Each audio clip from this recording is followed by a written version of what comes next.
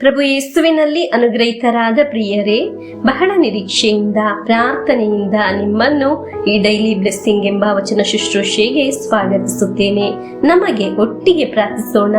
ಒಟ್ಟಿಗೆ ಪ್ರೀತಿಯಿಂದ ಐಕ್ಯತೆಯಿಂದ ಈ ಪ್ರಾರ್ಥನಾ ಕೂಟದಲ್ಲಿ ಪ್ರಾರ್ಥಿಸುವ. ಈ ಪ್ರಾರ್ಥನೆ ನನ್ನನ್ನು ನಿಮ್ಮನ್ನು ಅನುಗ್ರಹಕ್ಕೆ ತಲುಪಿಸುತ್ತದೆ. ಹಲ್ಲೆಲೂಯಾ. ಒಂದು ಹುಳಿತು ಅನುಭವಿಸಲು ಸಾಧ್ಯವಾಗುತ್ತದೆ. ದೇವರ ಒಂದು ದೊಡ್ಡ ಅದ್ಭುತ ನಾನು ನೀವು ನಮ್ಮ ಜೀವನದಲ್ಲಿ ಅನುಭವಿಸಲು ಸಾಧ್ಯವಾಗುತ್ತದೆ.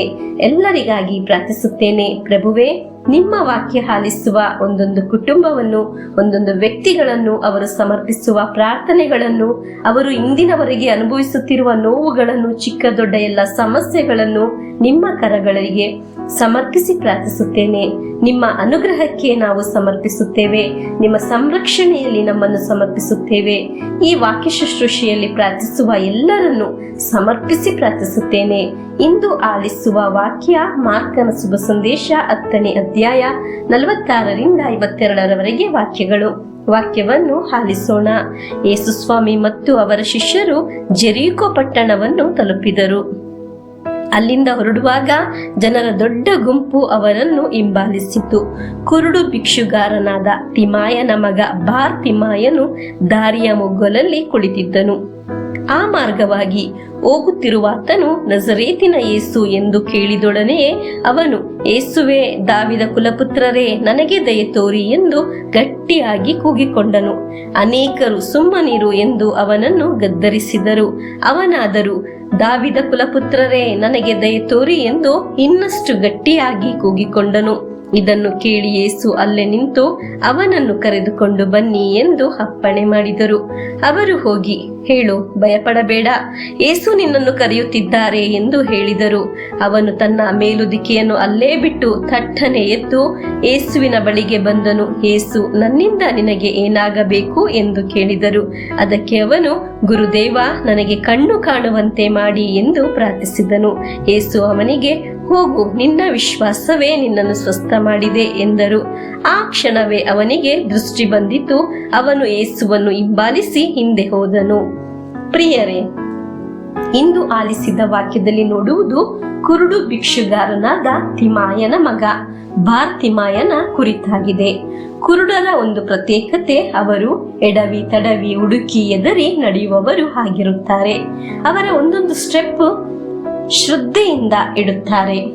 ಬಾರ್ತಿಮಾಯನ ಆ ಅವಸ್ಥೆಯಲ್ಲಿ ಅವನು ಪ್ರಾರ್ಥಿಸಿದ್ದು, ನೀವು ಅನೇಕ ಕಾರ್ಯಗಳನ್ನು ಯೋಚಿಸಿ ಒಂದು ಹೆಜ್ಜೆ ಸಹ ಇನ್ನು ಮುಂದೆ ಹೋಗಲು ಸಾಧ್ಯವಿಲ್ಲ, ಎಳೆದು ಹೋಗುವ ರೀತಿಯಲ್ಲಿದೆ. ಇಲ್ಲವಾದರೆ ನಾವು ಈ ವಿಷಯದಲ್ಲಿ ಹುಡುಕಿ ನಾವು ಮುಂದೆ ಸಾಗಲು ಆಗುತ್ತಿಲ್ಲ ಎಂದು ಬಾರ್ತಿಮಾಯನ ಅವಸ್ಥೆಯಲ್ಲಿ ಆಗಿದ್ದೇವೆ. ಬಾರ್ತಿಮಾಯನು ಎಲ್ಲರ ಹಿಂದೆ ಆಗಿದ್ದನು. ಆದರೆ ಯೇಸು ಸ್ವಾಮಿ ಅವನ ಜೀವನಕ್ಕೆ ಬಂದಾಗ ಅವನನ್ನು ಎಲ್ಲರ ಮುಂದೆ ಕರೆತಂದರು ಎಂದಾಗಿದೆ ನಾವು ಆಲಿಸಿದ್ದು. ಪ್ರಿಯರೇ, ಕುಟುಂಬದವರ ಮುಂದೆ, ಕೆಲಸದ ಸ್ಥಳದಲ್ಲಿ, ವಿದ್ಯಾಭ್ಯಾಸದಲ್ಲಿ, ಹಣಕಾಸಿನ ವಿಷಯದಲ್ಲಿ, ಸೌಂದರ್ಯದ ಕಾರ್ಯದಲ್ಲಿ, ಹೀಗೆ ಅನೇಕ ಕಾರ್ಯದಲ್ಲಿ ದೂರ ತಳ್ಳಿದ ಅವಸ್ಥೆಯಲ್ಲಿ ಆಗಿದ್ದೀವಿ ನಾವು. ಹಾಗಾದರೆ ನೀವು ಆಗಿರುವ ಸ್ಥಳದಲ್ಲಿ ದೇವರನ್ನು ಕರೆದು ಪ್ರಾರ್ಥಿಸಲು ಸಾಧ್ಯವಾದರೆ ದೇವರಿಗೆ ನಿನ್ನನ್ನು ಮುಂದೆ ಕರೆತರಲು ಸಾಧ್ಯ. ಹಲ್ಲೆಲೂಯಾ. ಎಲ್ಲಿ ಆಗಿದೆ ನೀವು ಸೋಲುವನ್ನು ಅನುಭವಿಸಿದ್ದು, ಅಲ್ಲಿ ಪ್ರಾರ್ಥಿಸಲು ಸಾಧ್ಯವಾದರೆ ದೇವರ ಸಹಾಯ ನಿಮಗೆ ಲಭಿಸುತ್ತದೆ. ಹಳೆಯ ಅವಸ್ಥೆಯಿಂದ ದೇವರು ನಿನ್ನನ್ನು ಹೊರತಂದು ಮುಂದೆ ತಲುಪಿಸಲು ಪ್ರಾರಂಭಿಸುತ್ತಾರೆ. ಒಂದೊಂದು ದಿನ ವಾಕ್ಯ ಆಲಿಸಿ ಪ್ರಾರ್ಥಿಸುವಾಗ ದೇವರು ನಿಮ್ಮನ್ನು ಸಹಾಯ ಮಾಡಲು ಪ್ರಾರಂಭಿಸುತ್ತಿದ್ದಾರೆ. ಹಲ್ಲೆಲೂಯಾ. ನಿಮ್ಮ ಜೀವನದಲ್ಲಿ ಸಂತೋಷ, ಸಮಾಧಾನ, ಜಿಗಿದು ನೆಗೆದು ಸಂತೋಷಿಸುವ ಸಮಯವು, ಅವಕಾಶವನ್ನು ಸ್ವರ್ಗದ ದೇವರು ನಿನಗೆ ನೀಡುತ್ತಿದ್ದಾರೆ. ಪ್ರಿಯರೇ, ಇಂದು ಅನೇಕರ ಮುಂದೆ ಅವಮಾನಿತರು ಕೇವಲ ಮಾಡುವ ಒಂದು ಅವಸ್ಥೆಯಲ್ಲಿ ನಾವಾಗಿರಬಹುದು. ಅದನ್ನು ಬದಲಾಯಿಸುತ್ತಾರೆ. ಎಲ್ಲಾ ಕಷ್ಟಗಳು, ಅಡೆತಡೆಗಳನ್ನು ದೂರ ಮಾಡುತ್ತಾರೆ. ಸಂತೋಷದಿಂದ ಜಿಗಿದು ನಲಿಯುವ ಅವಸ್ಥೆ ಬರುತ್ತಿದೆ. ಹಲ್ಲೆಲೂಯಾ. ಪ್ರಿಯರೇ, ನಮಗೆ ಇಂದು ದೇವರ ಕಾರ್ಯವನ್ನು ತಿಳಿಯಲು ಸಾಧ್ಯವಾಗಲಿ, ಪವಿತ್ರಾತ್ಮರು ಸಹಾಯ ಮಾಡಲಿ ಎಂದು ಪ್ರಾರ್ಥಿಸಿ ನಮಗೆ ಪ್ರಭುವಿನ ಆಶೀರ್ವಾದವನ್ನು ಸ್ವೀಕರಿಸೋಣ. ನನ್ನ ದೇವರು ನನ್ನ ಇಂದಿನ ಅವಸ್ಥೆಯನ್ನು ಬದಲಾಯಿಸಿ ಮುಂದೆ ನಡೆಸುತ್ತಾರೆ. ಹಲ್ಲೆಲೂಯಾ. ಆಮೆನ್.